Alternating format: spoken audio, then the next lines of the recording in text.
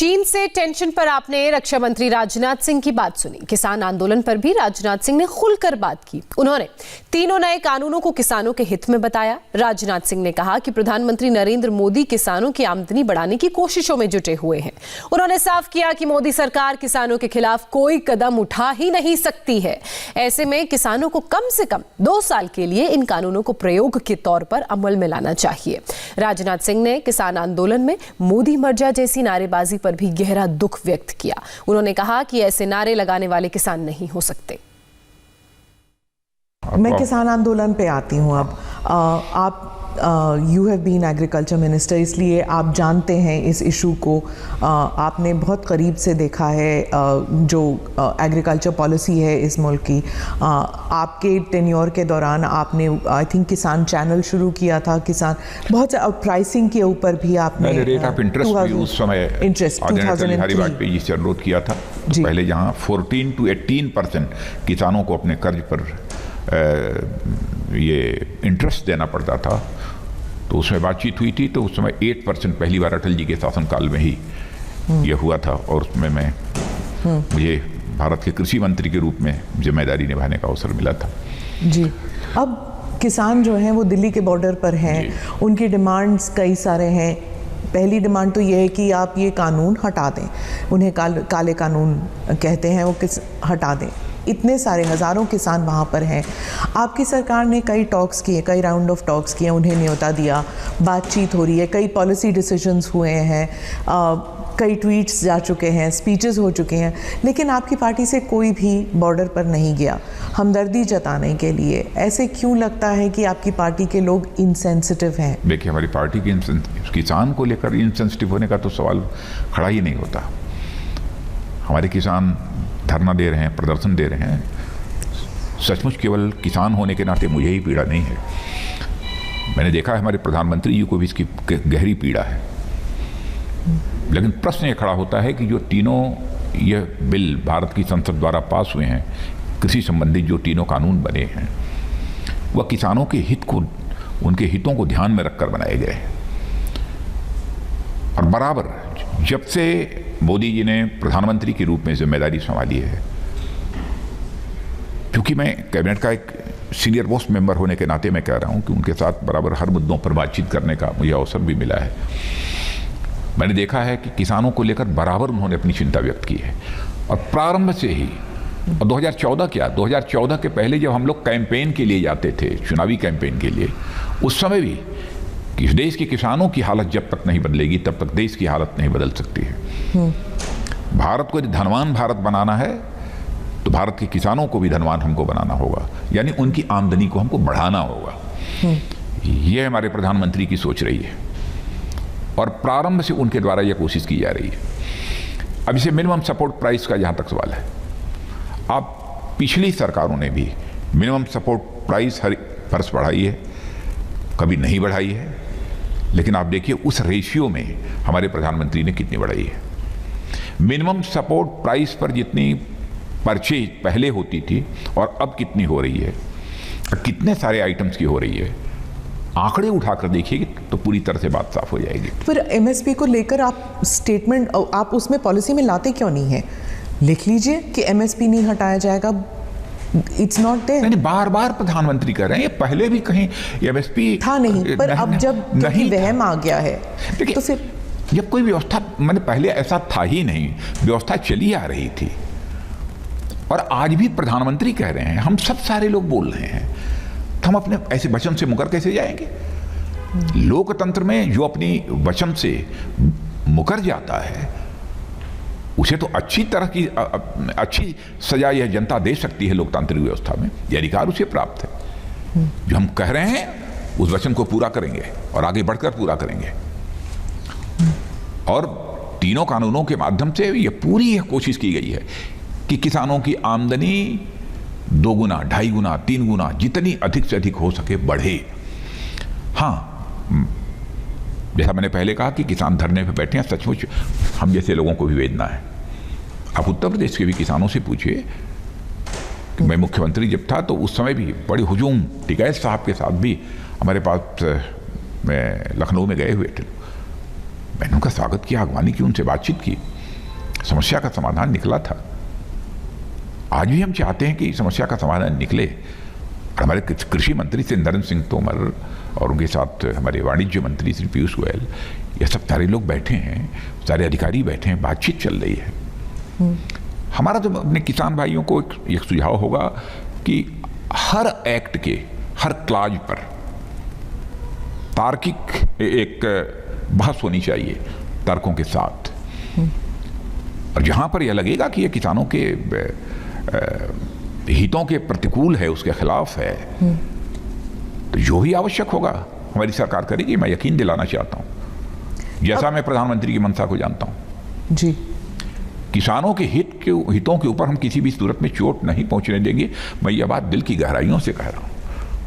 पर ऐसे लगता है अब ये तर्क वितर्क से आगे बढ़ चुका है, क्योंकि किसान अड़ गए हैं कि अब या तो हटेगा ये कानून या मतलब जब तक हटेगा नहीं हम नहीं हटेंगे यहाँ से। बातचीत हो रही है और मैं समझता हूं कि कुछ न कुछ समाधान उसका निकलेगा, यह मेरा विश्वास और भरोसा है। और मैं हाथ जोड़कर अपने किसान भाइयों से विनम्र अनुरोध करना चाहता हूं कि इस बिल को मैंने भी स्वयं देखा है, कृषि मंत्री भी रह चुका हूं और कृषि जगत की बहुत सारी समस्याओं से मैं अच्छी तरह वाकिफ भी हूं। इसलिए मैं कह सकता हूं कि यह किसानों के हित में है। एक बार कम से कम 2 साल तक एक प्रयोग करके आप देखें तो कि यह तीनों जो कानून कृषि संबंधित हैं वह किसानों के लिए कितने उपयोगी हैं, देखें तो उसके बाद आपके साथ बैठने को हम लोग तैयार हैं। आप बैठिए, आप जहां जहां कहेंगे आवश्यक संशोधन करने के लिए हमारी सरकार तैयार है। और आज भी हमारे किसान भाई बैठे हैं, किसी एक्सपर्ट को बैठाना चाहते हैं एक्सपर्ट को बैठा लें, सरकार के साथ बातचीत हो और बातचीत के द्वारा यदि यह निकलता है कि नहीं इन कानूनों को फला क्लाज में संशोधन करने की आवश्यकता है, तो उसके लिए भी हमारी सरकार तैयार है। हम पूरी तरह से फ्लेक्सिबल हैं। हम केवल सरकार के लिए सरकार नहीं चला रहे हैं, हम देश के लिए, गरीब के लिए, देश के किसानों के लिए, देश की जनता के लिए सरकार चला रहे हैं। हम ऐसा कोई काम नहीं करेंगे जी जो हमारे देश की जनता के हितों के प्रतिकूल हो, उसके खिलाफ हो। ऐसा काम हम कभी नहीं कर सकते। जी, आप हमदर्दी, आप संवेदनशीलता के बारे में कह रहे हैं, लेकिन आपकी पार्टी के ही कुछ लोग किसानों को लेबल दे रहे हैं, नक्सल कह रहे हैं, खालिस्तानी कह रहे हैं। क्या आप मैं समझता हूं कि किसानों के ऊपर इस प्रकार का कोई भी आरोप कोई भी हो, पता नहीं किसने क्या कहा है, मुझे जानकारी नहीं है, नहीं लगाया जाना चाहिए। लेकिन उसे हमारा किसान किसान है, हम किसान के प्रति हृदय की गहराइयों से सम्मान व्यक्त करते हैं और हर समय भारत के किसानों के प्रति हमारा सिर झुका हुआ है उनके सामने, उनके सम्मान में। वो हमारे अन्नदाता हैं।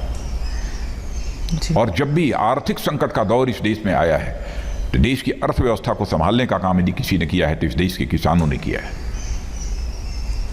लेकिन इकोनॉमिक रिसेशन का दौर, आर्थिक मंदी का दौर आया है, उस समय भी आप अर्थशास्त्रियों से बातचीत करिए, वो इस बात की जानकारी आपको देंगे। तो सचमुच हमारे देश की अर्थव्यवस्था की ताकत है हमारा किसान। कृषि यह रीढ़ है। राष्ट्रीय स्वाभिमान की रक्षा के लिए सिख भाइयों ने जितना बड़ा बलिदान दिया है उसे भारत कभी भूल नहीं सकता, कभी नहीं भूल सकता। और भारत की संस्कृति की रक्षा करने में हमारे सिख भाइयों का बहुत बड़ा कंट्रीब्यूशन है। तो इसमें और बदसदैव भारत के स्वाभिमान की सुरक्षा के लिए, भारत की संस्कृति की सुरक्षा के लिए जो उनका योगदान है, पहले भी था, आज भी है और कल भी रहेगा। कांग्रेस पार्टी जो है किसानों के साथ नज़र आ रही है।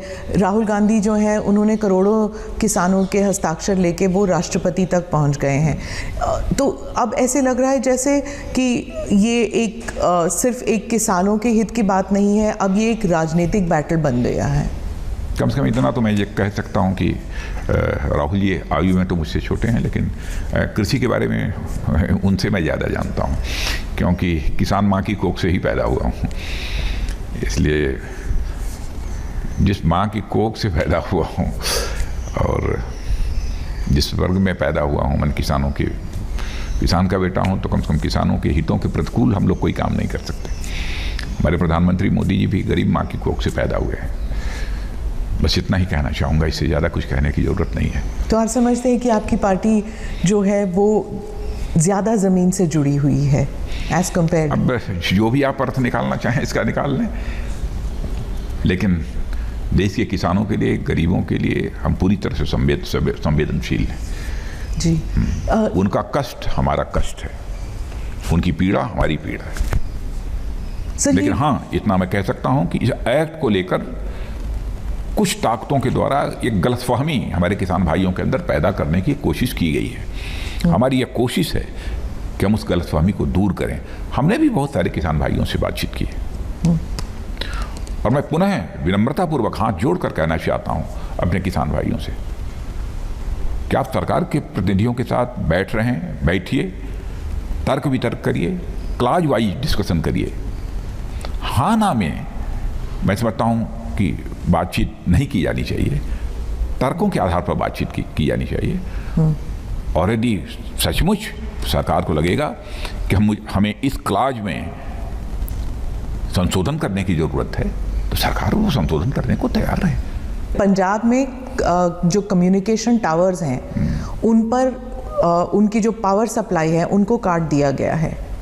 नहीं, वो नहीं होना चाहिए। मैं समझता हूँ कि इस पर हमारे पंजाब के किसान भाइयों को विचार करना चाहिए कि यदि किसी के द्वारा यह तोड़फोड़ की जा रही है तो तोड़फोड़ का सिलसिला बंद होना चाहिए। आप ये भी जानते हैं कि इंटरनेशनली इसकी क्रिटिसिज्म हुई है और जस्टिन ट्रूडो जो हैं, जो कनाडा के प्रधानमंत्री हैं, उन्होंने भी कमेंट पास किया था। पहले मैं दुनिया के किसी भी देश के प्रधानमंत्री के बारे में कहना चाहूँगा कि भारत के आंतरिक मामलों में बोलना बंद करें।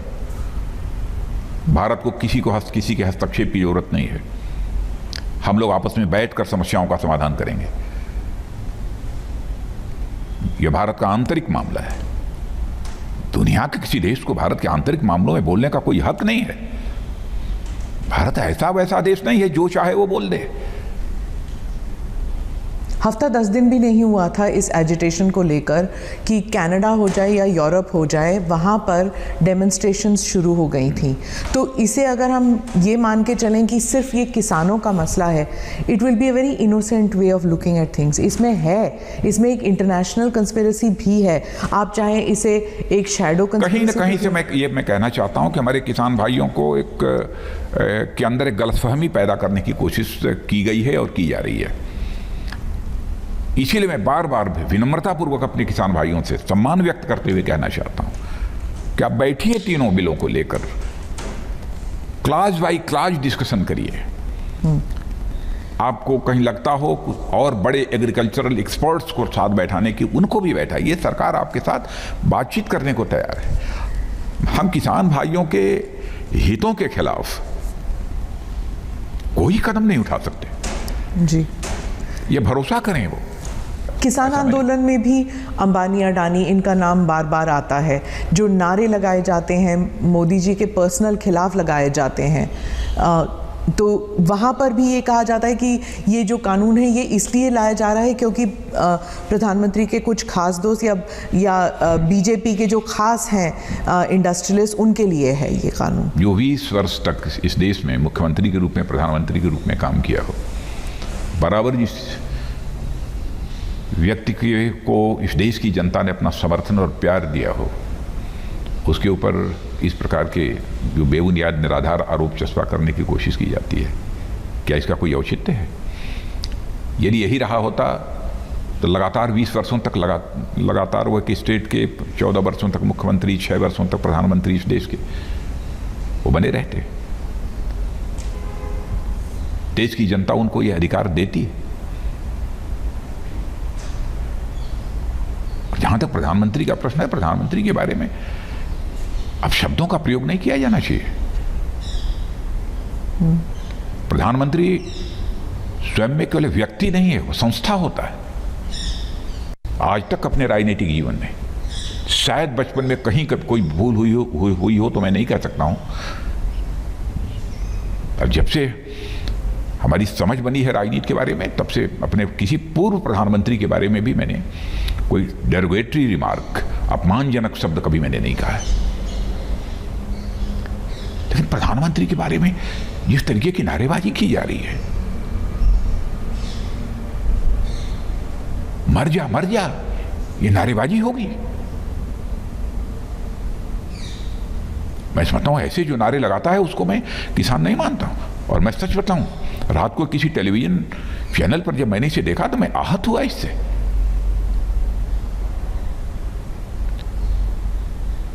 प्रधानमंत्री व्यक्ति नहीं है, संस्था है। लोकतंत्र को मजबूत बनाकर रखना है तो इस देश की संस्थाओं को, राष्ट्रपति हो, प्रधानमंत्री हो, मुख्य न्यायाधीश हो, ये सब संस्थाएं हैं। इनकी प्रतिष्ठा और गरिमा को बनाकर रखना केवल सत्ताधारी दल की जिम्मेदारी नहीं बनती है। विपक्ष हो चाहे कोई भी हो, सबकी जिम्मेदारी बनती है।